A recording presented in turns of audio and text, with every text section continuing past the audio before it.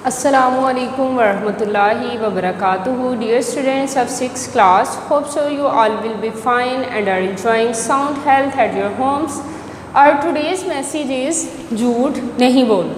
Students, आज का हमारा मैसेज है झूठ नहीं बोलना. Okay students, now move towards our main topic, class 6, subject English, unit 6, and unit title is test and exams, and our topic is words meaning and translation. So students, as you know very well that we have completed our 4 paragraphs in our previous lecture, and today we will learn the 5th paragraph, translation and words meaning of 5th paragraph. So students, let's we start from words meanings. Our first word is layer. Our first word is layer. Layer mean फुर्सत, फारिग औकात, फरागत के लम्हात, ऐसा time जब हम free होते हैं. Activity, activity mean सरगर्मी. हैबिट, हैबिट मीन आदत. इम्प्रूव, इम्प्रूव मीन बेहतर करना.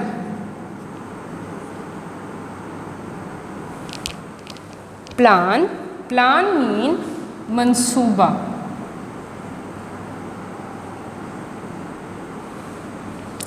फिजिकल, फिजिकल मीन जिस्मानी.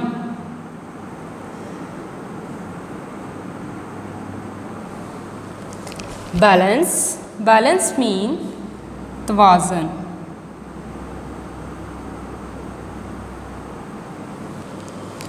प्रॉपरली, प्रॉपरली मीन मुनासिब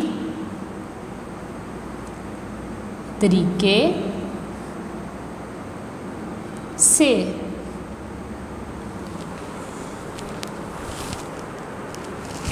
हाउ, हाउ मीन कैसे. हीप्स, हीप्स मीन ढेर.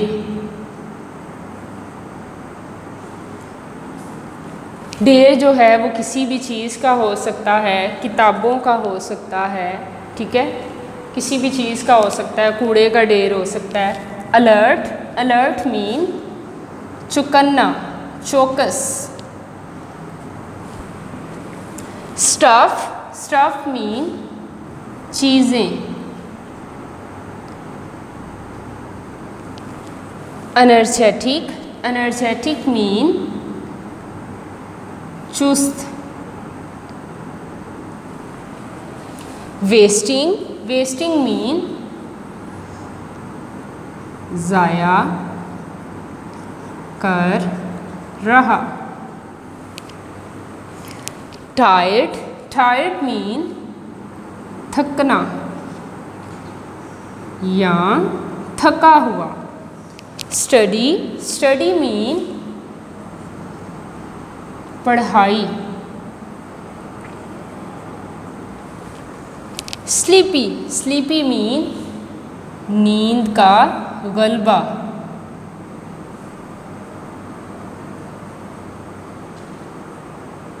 स्लीपी नींद का गलबा, जब नींद जो है वो हमारे सारे हवासों पर छाई हो. Night owl, night owl mean रात को जागना.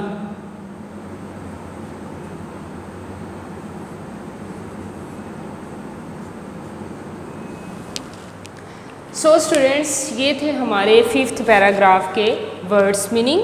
5th पैराग्राफ में जो डिफ़िकल्ट वर्ड्स थे वो यहाँ मैंने लिखे, देन मैंने आपको इसके मीनिंग्स बताए. अब जो है अपनी बुक्स को ओपन करें. अब हम ट्रांसलेशन पढ़ेंगे अपने 5th पैराग्राफ की. So students, open your books. It's page number is 64. जी स्टूडेंट्स, कल हमने अपने प्रीवियस लेक्चर में फर्स्ट 4th पैराग्राफ की ट्रांसलेशन पढ़ी, उसके वर्ड्स मीनिंग को डिस्कस किया. और हमारा जो यूनिट है उसका टाइटल है टेस्ट एंड एग्ज़ाम्स। हमने इन दोनों में डिफरेंस को जाना कि टेस्ट क्या होते हैं, एग्ज़ाम्स क्या होते हैं, इनमें क्या जो है वो डिफरेंस है। कल हमने ये पढ़ा कि इनमें क्या डिफरेंस है। फिर हमने ये डिस्कस किया कि एग्ज़ाम्स जो हैं वो कुछ लोगों के लिए बहुत ज़्यादा स्ट्रेसफुल होते हैं।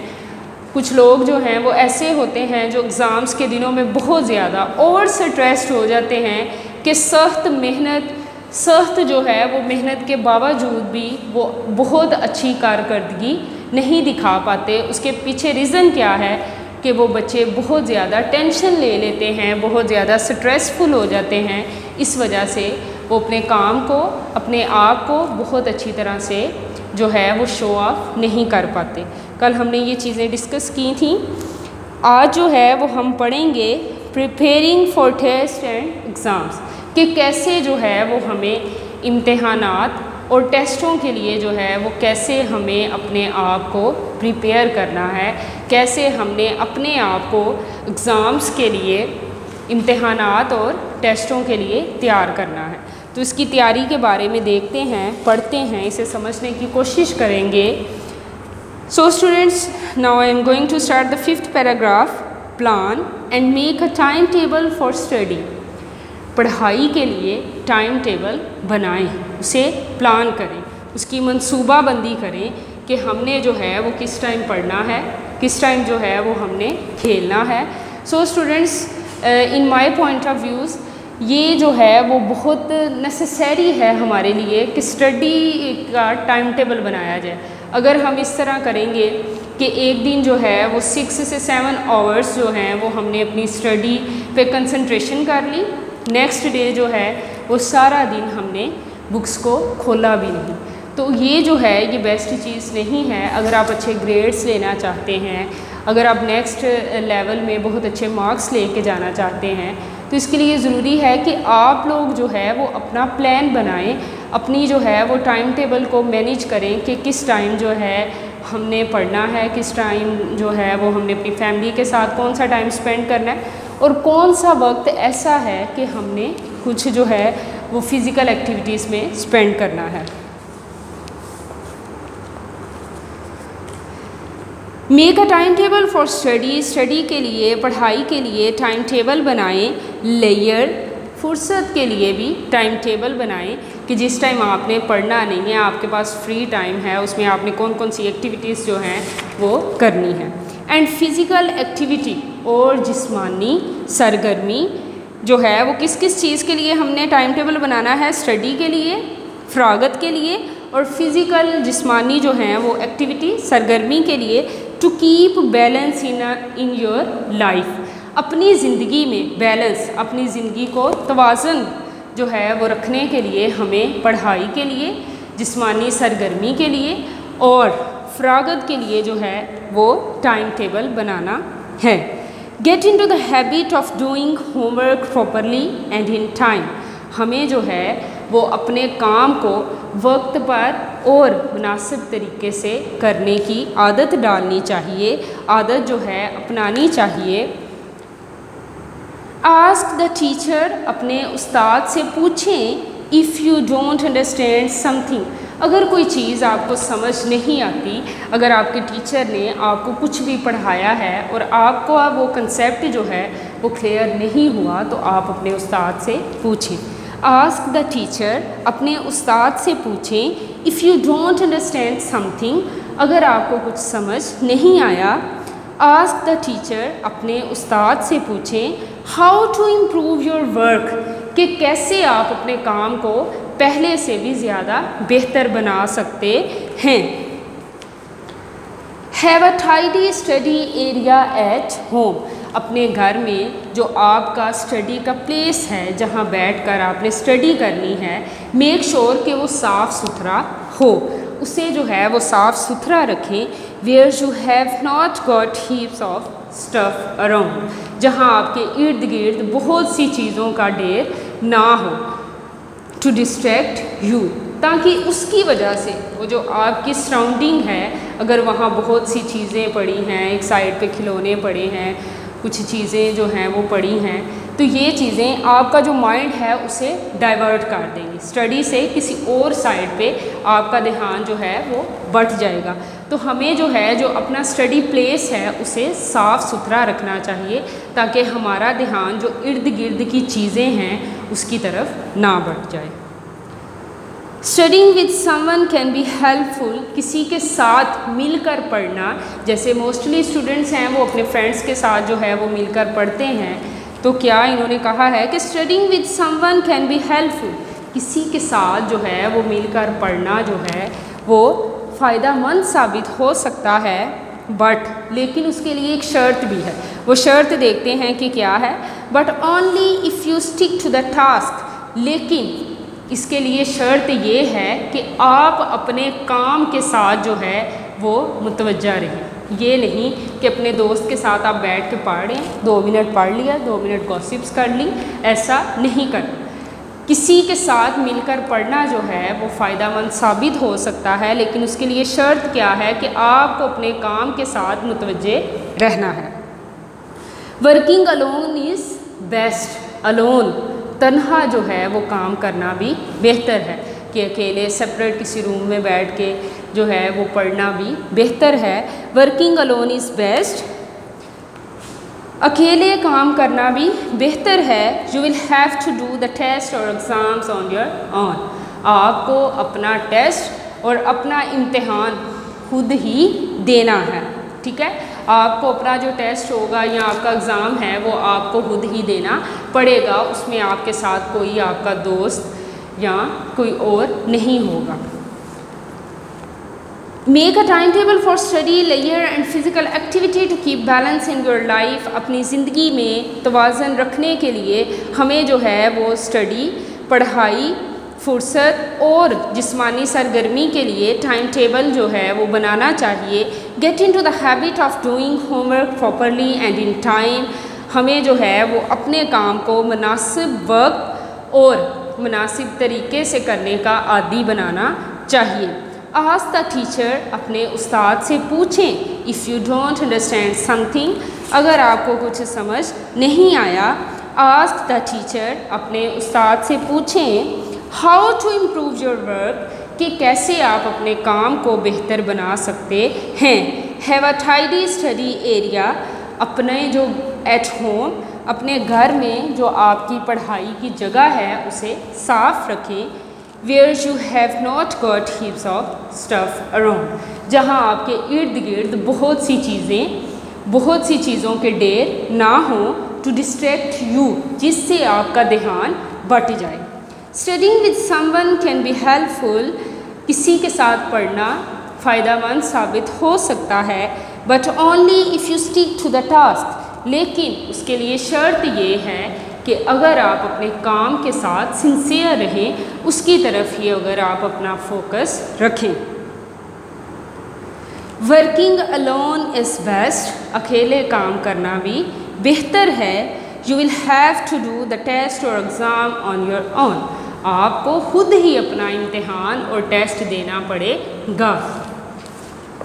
Weather you are morning lark, चाहे आप सुबह जो है वो जल्द उठने वाले हैं और नाइट आउल या रात को देर तक जागने वाले हैं। मेक योर स्टडी टाइम, अपना पढ़ाई का वक्त जो है वो मुकर्रर करें। When you are most alert, जब आप बहुत ज़्यादा जो है वो अलर्ट होते हैं, चौकस होते हैं, चुकन्ना होते हैं, एंड एनर्जेटिक और चुस्त होते हैं। Whether you are a morning lark or a night owl, make your study time when you are most alert and energetic. चाहे आप जो है वो जल्द उठने वालों में से हैं या रात को देर तक जागने वाले हैं, अपनी स्टडी का वो टाइम रखें, वो वक्त मुकर्रर करें जब आप बहुत ज़्यादा चुकन्ना और चुस्त हों। If you are tired and sleepy, अगर आप थके हुए हैं, टायर्ड मीन थकना, थके हुए हैं। If you are tired and sleepy, और नींद आप पर छाई हुई है, नींद आपके हवासों पर छा चुकी है, ये नींद का गलबा है आप पर, you are wasting your time, तो आप अपना टाइम वेस्ट कर रहे हैं, अपने वक्त को ज़ाया कर रहे हैं। If you are tired and sleepy, you are wasting your time. अगर आप थके हुए हैं या नींद का गलबा है आप पर, तो आप अपने वक्त को ज़ाया कर रहे हैं। सो स्टूडेंट, तो हमने जो है आज ये पढ़ा है कि टेस्ट और एग्ज़ाम के लिए जो है वो हम कैसे अपने आप को प्रिपेयर कर सकते हैं, और कैसे हम जो है इसमें दोनों व्यूज़ हम देख सकते हैं कि कैसे हम टेस्ट और एग्ज़ाम के लिए अपने आप को रेडी कर सकते हैं, और कैसे जो है वो हम अपने आप को अच्छा जो है वो टेस्ट देने के लिए या अच्छा जो है वो एग्ज़ाम देने के लिए अपने आप को तैयार कर सकते हैं।